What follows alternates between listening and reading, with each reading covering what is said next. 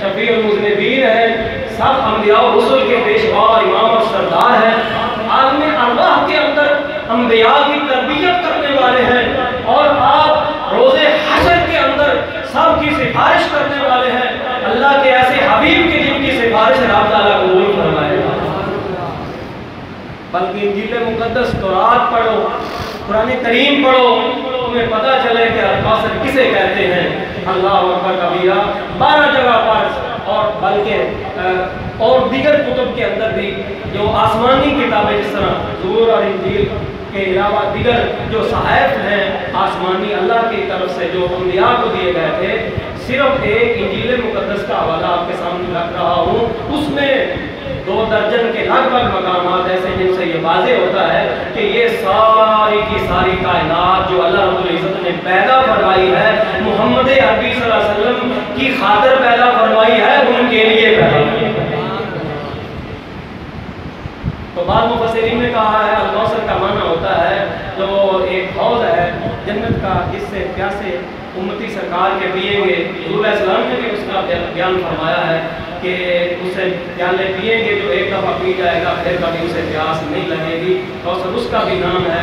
اور حضور علیہ السلام کے لیے حضرت عبداللہ ابن عباس رضی اللہ عنہما نے جو تفسیر الکوثر کی پیش کی ہے وہ یہ ہے کہ صرف ایک حوض ہی نہیں ملا جسے کوثر کہتے ہیں، بلکہ والخیر الکثیر کلو،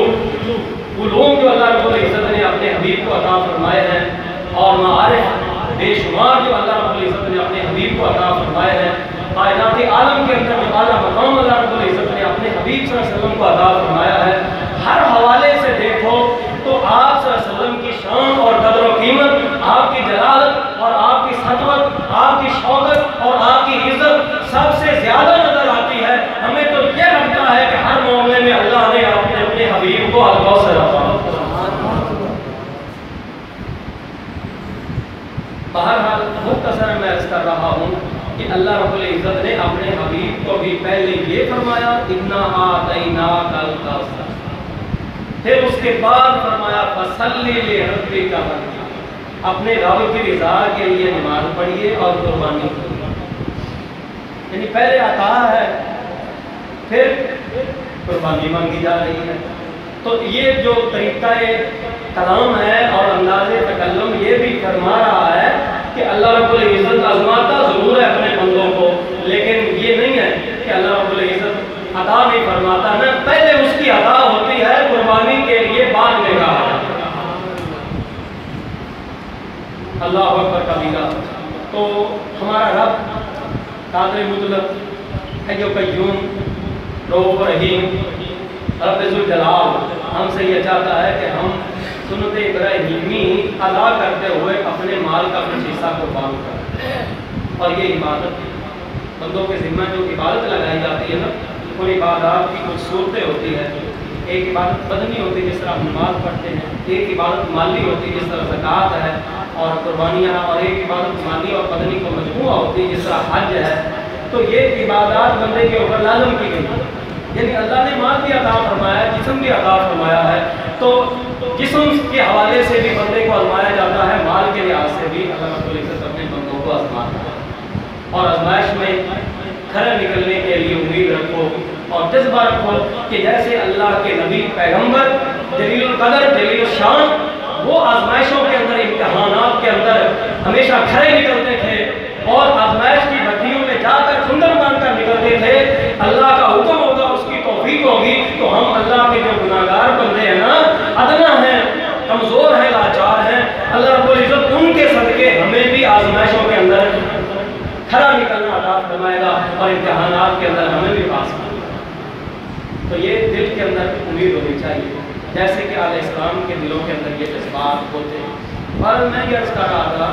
کہ یہ قربانی سے گوشت کھانے کے لیے نہیں ہونی چاہیے، جانور اچھا تلاش کرو، جس طرح حدیث پاک کے اندر آتا حضور علیہ السلام نے حکم فرمایا ہمارا بِقَبْشَيْنِ أَمْلَحَيْنِ أَقْرَنَيْنِ موجوعین، کہ حضور علیہ السلام نے فرمایا 2 بکرے لاؤ جس کی میں قربانی دوں، اور 2 بکرے کیسے ہونے چاہیے؟ سینگ ان کے سلامت ہو، املحین سیاہ اور سفید ہو، سیاہ اور سفید ہو، وہ کلر جو ہوتا ہے اس کی کھال کے اوپر کہیں سیاہی کہیں سفیدی، تو یہ بکرے کی جو کھال ہوتی ہے اس کے اوپر یہ جو رنگ ہوتا ہے نا اس طرح کا، اسے اچھا سمجھا جاتا ہے اور اس کی خوبصورتی کا ایک ذریعہ ہوتا ہے۔ جانوروں کی خوبصورتیوں کے کئی ذرائع ہوتے ہیں، لیکن حضور علیہ السلام نے جو حکم دیا، صحابہ رضی اللہ عنہم اجمعین نے جو بیان فرمایا، ہمارا رسول اللہ صلی اللہ علیہ وسلم کے کبشین میں آپ نے فرمایا تو بکرے لائے جائیں، املحین ایسے ہوں جو سیاہ اور سفید ہوں، اقرنین اور ایسے ہوں جن کے سینگ بھی سیاہ ہوں، تو سینگوں والے بکرے جو ہے نا وہ حضور علیہ السلام نے پسند فرمائے ہیں، اور سیاہ اور سفید اس طرح پسند فرمائے ہیں، موجوعین اور خسی ہوں یہ آپ نے پسند فرمایا، حدیث پاک کے اندر یہ بیان ہوا۔ تو حضور علیہ السلام کی سنت مطہرہ کی یعنی ادائیگی کے لیے ہم اگر کوشش کریں کہ اس طرح کے بکروں کی قربانی دی جائے تو بہت اچھی بات ہے، ورنہ تو قربانی گائے کی بھی ہے، بھینس کی بھی ہو سکتی ہے۔ بعض لوگ بھینس کی قربانی کے اوپر اعتراض کرتے ہیں کہ اس کا ذکر نہیں ملتا، ایسی بات نہیں ہے۔ مسند دہلوی کے اندر ایک روایت ملتی ہے کہ حضرت سیدنا علی المرتضیٰ شیر خدا اخیر رسول زوج بطول کرم اللہ وجہہ کریم، آپ نے فرمایا کہ البکر والجاموس عن سبع، کہ لوگوں اگر تم پوچھنا چاہتے ہو کہ گائے کی قربانی میں کتنے حصے دار ہو سکتے ہیں، تو اس سوال کا جواب اور اس مسئلے کے حل کے لیے آپ نے جو فرمایا وہ یہ تھا البکر والجاموس عن سبع، کہ گائے جو ہے اور بھینس جو ہے اس کی قربانی میں 7 آدمی شریک ہو سکتے ہیں۔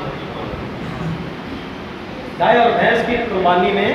7 آدمی شریک ہو سکتے ہیں۔ اگر بھینس کی قربانی جائز ہے تو شریک ہو سکتے ہیں، ناجائز ہے تو کب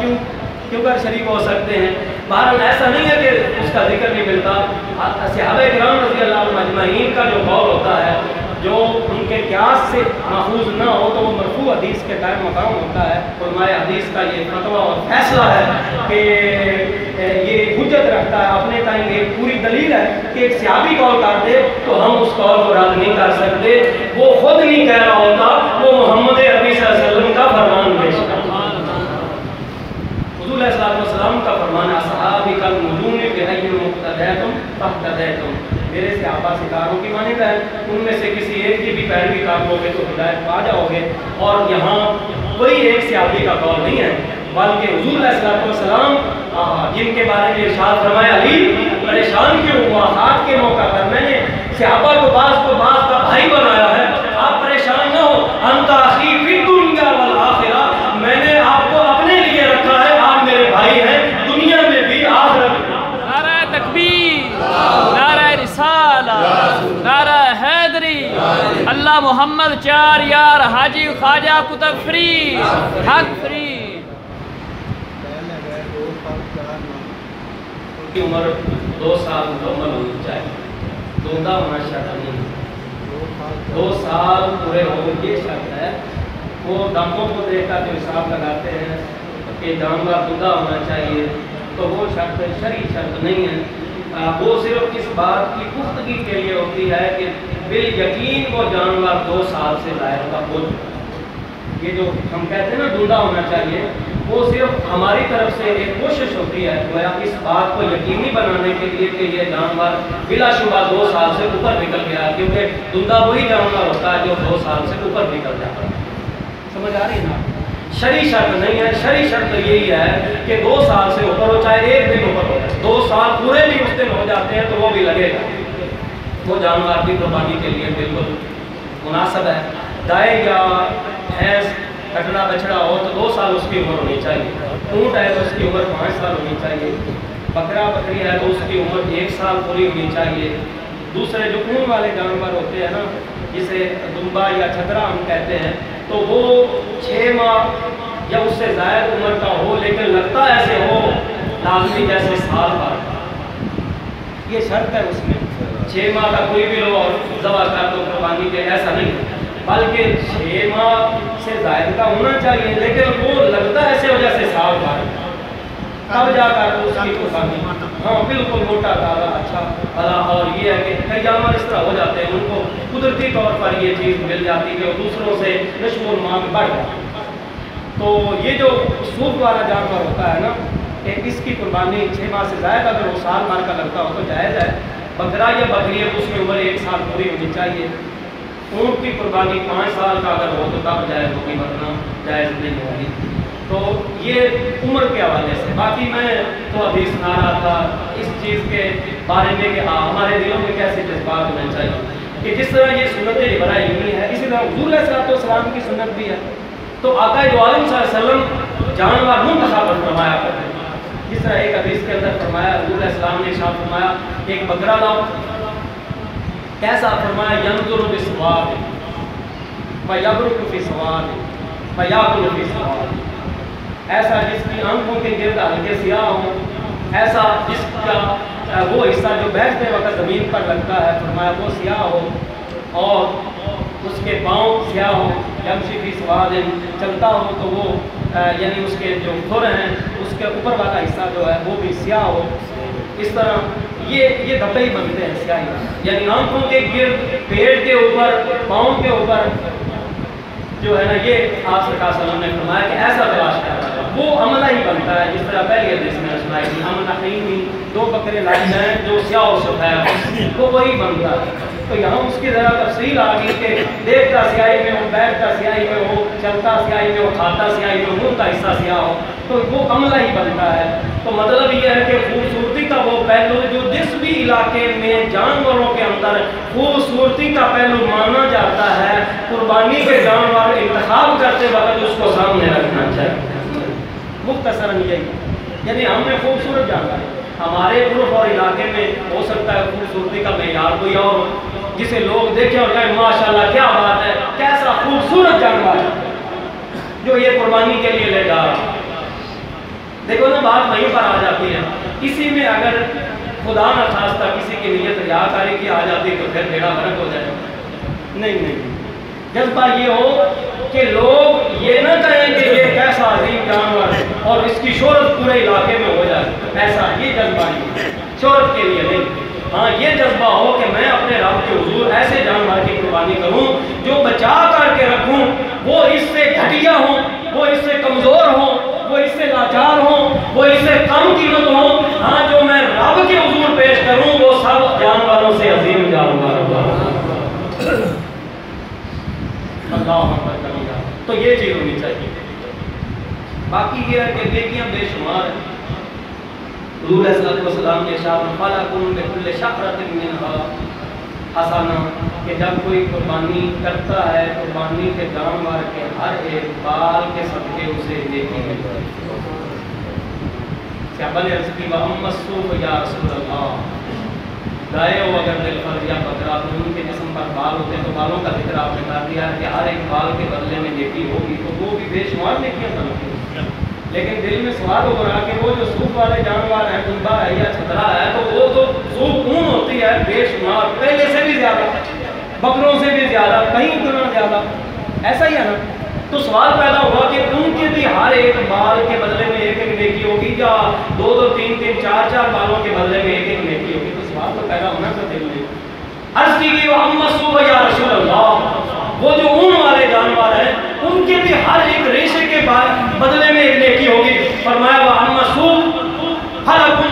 مِنْهَا بِكُلِّ شَعْرَةٍ حَسَنَةٌ، فرمایا چاہے وہ صوف والا جانور ہو، اون والا ہو، تو ہر ایک ریشے کے بدلے میں بھی تمہارے لیے نیکی ہے۔